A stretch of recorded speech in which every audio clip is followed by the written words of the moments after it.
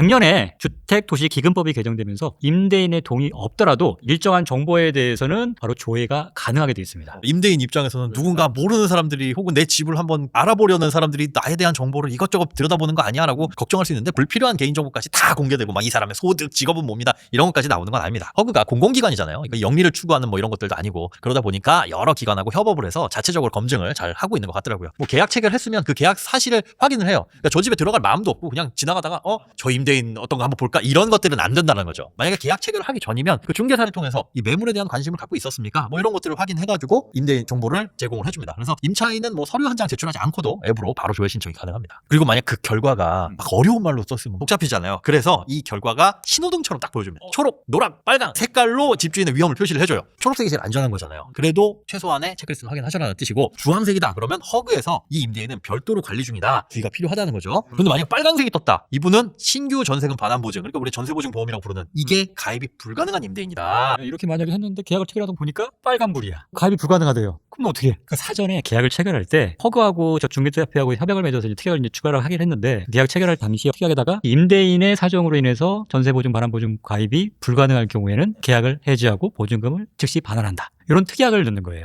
그렇게 해야지만이 혹시라도 전세보증금 반환보증보험에 가입이 안 될 경우에 내 보증금을 지킬 수 있거든요. 근데 가끔 그런 분이 있어요. 아이, 뭐 이왕 계약 체결했는데 뭐 어떻게 해. 잘 주겠지 뭐 그다음에 잘 주겠다고 하니까. 그렇게 안심하시고 하면 안 된다는 거예요. 그때는 바로 그냥 계약을 끝내시는 게 좋습니다. 안심전세 앱을 일단 설치를 하셔야 되고 이 안심전세 앱을 클릭해서 들어가시면 딱 첫 화면에 안심조회라고 있습니다. 조회 들어가면 여기 시세조회도 되고 위험성 진단도 되고 여기 안심 임대인 조회라고 있어요. 여기 뭐냐면 이제 임대인에 대한 정보를 조회를 해보는 겁니다. 그럴 때 이제 로그인을 하셔야 돼요. 이거를 조회해보는 임차인 누구냐 해서 내 정보를 넣고 로그인을 하셔야 되고 그 다음에 해야 될 게 어떤 집에 임대인을 할 것이냐. 그래서 임대인의 동의가 필요한 조회가 있고 동의가 필요하지 않은 조회가 있습니다. 동의가 필요한 조회들은 여기에 임대인의 개인정보를 넣으면 이름하고 우리가 전화번호는 계약을 체결하려고 했으면 알잖아요. 그렇게 해서 하면 임대인에게 그 정보가 가거든요. 지금 임차인 홍길동 씨가 이런 정보를 조회하려고 하는데 동의하시겠느냐? 그러면 동의하겠습니다 라고 하면 저한테 알람이 옵니다. 카카오톡으로 알람이 오거든요. 그러면 앱에 다시 들어가셔가지고 내용을 보면 결과를 알 수가 있는 겁니다. 임대인 동의가 필요 없는 것들은 이렇게 임대인 동의가 불필요 여기를 클릭을 하시면 되고 누가 들여다보는지 기록은 남아야 되잖아요. 그래서 이렇게 신청하는 사람의 개인정보를 넣습니다. 들어가면 신청인 정보가 이렇게 딱 뜨죠. 그리고 계약을 체결한 경우, 체결하지 않은 경우 누르고 신청을 하시면 됩니다.